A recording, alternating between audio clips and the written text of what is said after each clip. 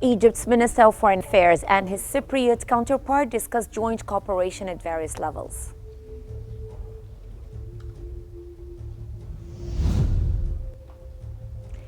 The We Are All One initiative, titled The Beginning of a Warm Winter, launches in the start of the winter season.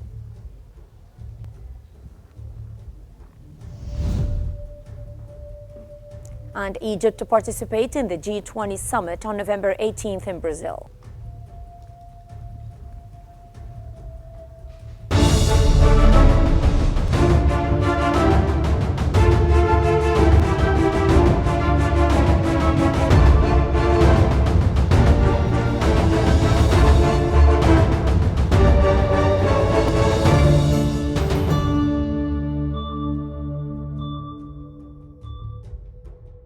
You're now watching the latest updates from Egypt on Qnews. Let's move on to the latest developments.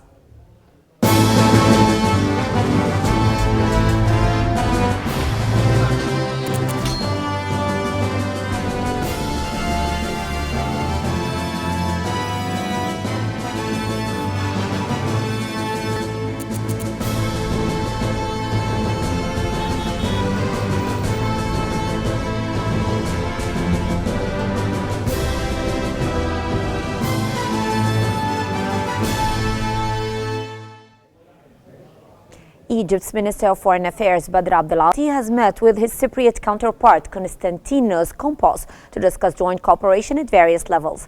Both officials praised the strategic nature of bilateral relations and expressed a shared commitment to further developing ties in multiple fields.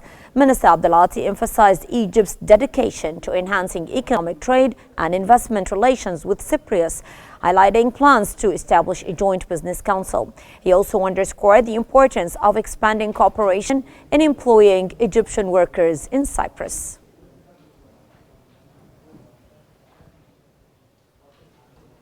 Egypt's Minister of Foreign Affairs, Badr Abdulati, and South Africa's Minister of International Relations, Ronald Lamola, have participated in the Egyptian-South African Joint Business Forum at the Investment Authority headquarters. The forum aims to strengthen cooperation between the two nations' business communities. Minister Abdulati emphasized that the forum is fully supported by the leaderships of both countries, President Abdel Fattah al-Sisi of Egypt and President Cyril Ramaphosa of South Africa. He added that the event follows a direct recommendation from the 10th session of the Joint Committee between the two countries and is a crucial step towards establishing a joint business council.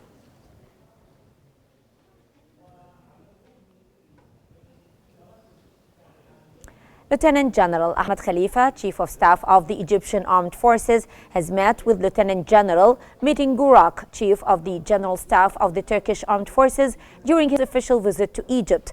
Khalifa emphasized the strong partnership and bilateral cooperation, highlighting efforts to enhance military cooperation and exchange expertise between the two countries' armed forces.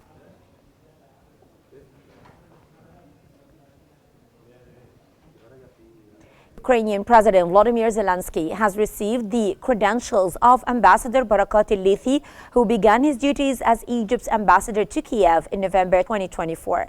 Zelensky extended his greetings to President Abdel Fattah al-Sisi, reaffirming his commitment to strengthening cooperation between the two countries and initiating promising joint projects aimed at benefiting both nations' peoples.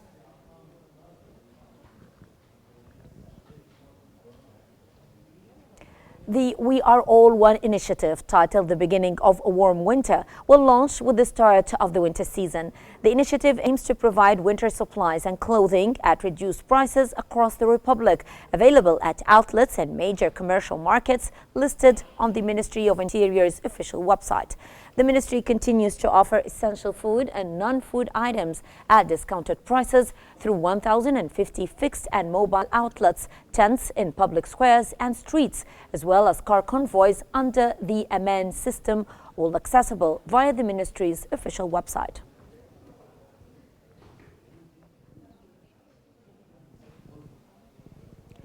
The Ministry of Health and Population has confirmed the implementation of Egypt's national health strategy, noting a decrease in the birth rate from over 2.5 to 2 And the ministry also highlighted key findings from the Egyptian Family Health Survey, revealing a population exceeding 106 million with a population density of 13.7%. Other figures include a natural increase rate of 1.4%, a total dependency rate of 61.6%, and a primary education rate of 98%.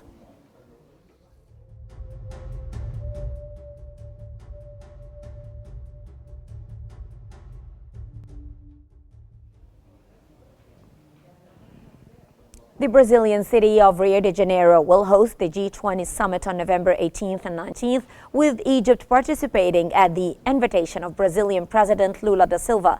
Brazil currently holds the G20 presidency, taking over from India. President Lula da Silva has announced that his presidency will focus on the theme fighting hunger, poverty, and inequality. The G20 summit will be preceded by the APEC summit on economic cooperation, set to take place in Lima, the capital of Peru.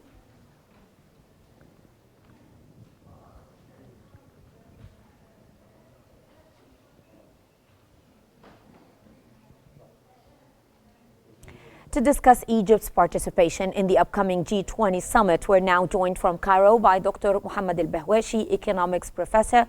Welcome to Qnews, sir. And from your own point of view, how do you view Egypt's participation in the G20 summit in Brazil?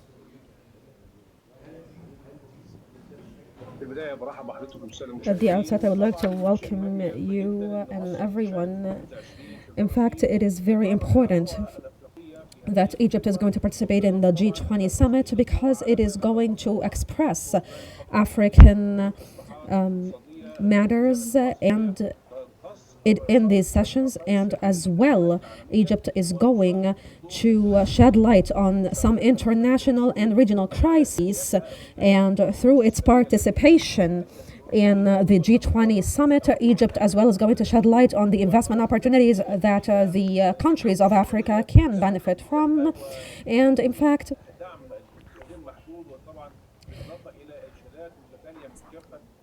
Egypt is going to as well preview a number of other regional matters, and in fact Egypt has a portfolio of investments that is quite diverse, and right now Egypt is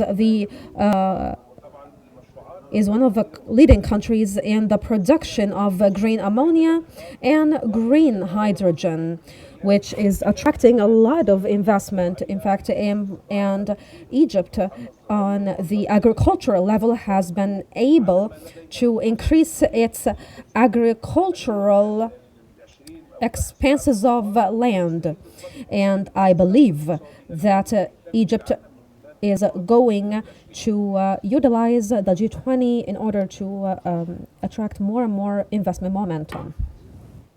Sir, what economic benefits could Egypt gain from its participation in the summit?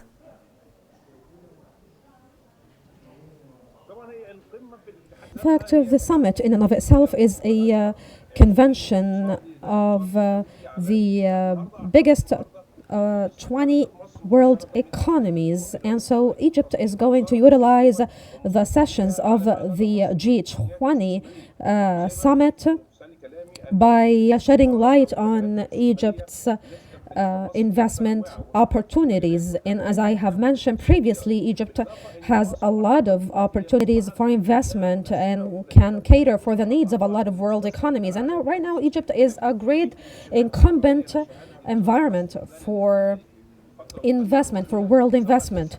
And in fact, the IMF recently, or the Reach institution and the Qnews institution, all these three institutions have worked together and have been monitoring the growth of the Egyptian economy, and as a result of that, they increased the credit classification of Egypt. Right now, Egypt has a number of economic sectors, including green economy, agricultural development, the use of renewable and new energy sources, and green hydrogen and green ammonia as well.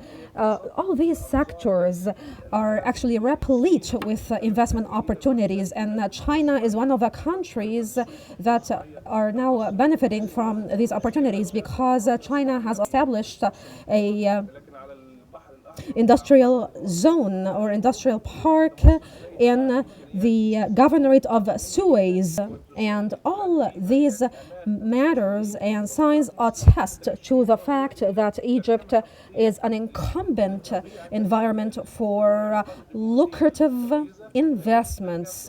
And in fact, as well, the participation of Egypt in such a global summit is going to attract a lot of direct foreign investment, and is definitely going to benefit the investors that are going to pump finances into these investment opportunities as well, of course. Yes. Dr. Behweshi, what are the key economic relations between Egypt and the G20 countries? How can they be best utilized?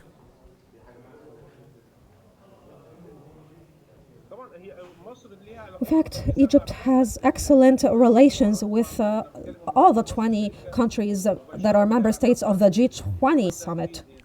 Egypt has direct trade relations with these states, and right now, after Egypt joined the BRICS complex, most of the member states of the BRICS are actually member states of the G20 summit as well, and so.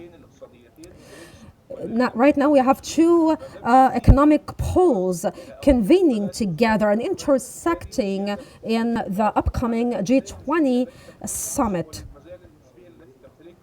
And I believe that all these states are going to try to benefit from the economic opportunities and investment opportunities provided by Egypt.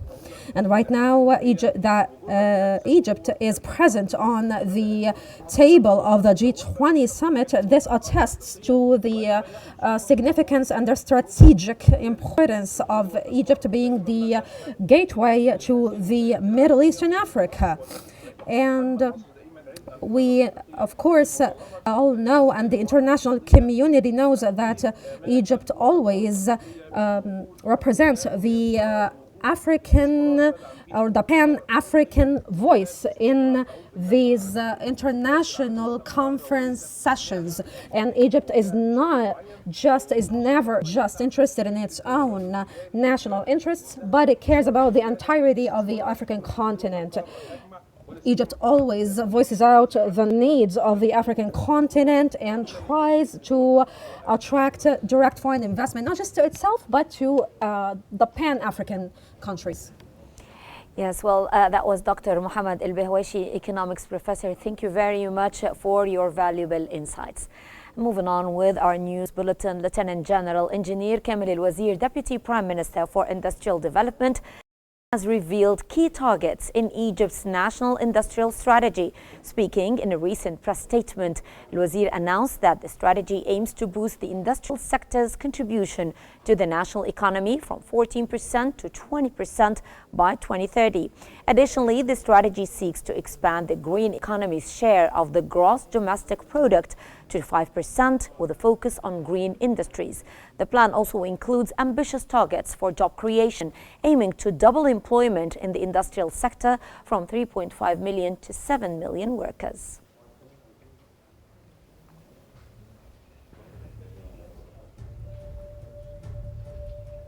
And that brings us to the end of our news bulletin. Here is what we have been covering. Egypt's Minister of Foreign Affairs and his Cypriot counterpart discussed joint cooperation at various levels.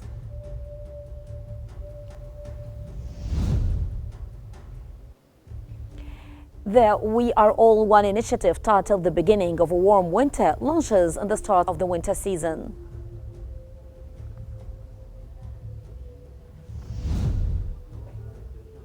And Egypt to participate in the G20 summit on November 18th in Brazil.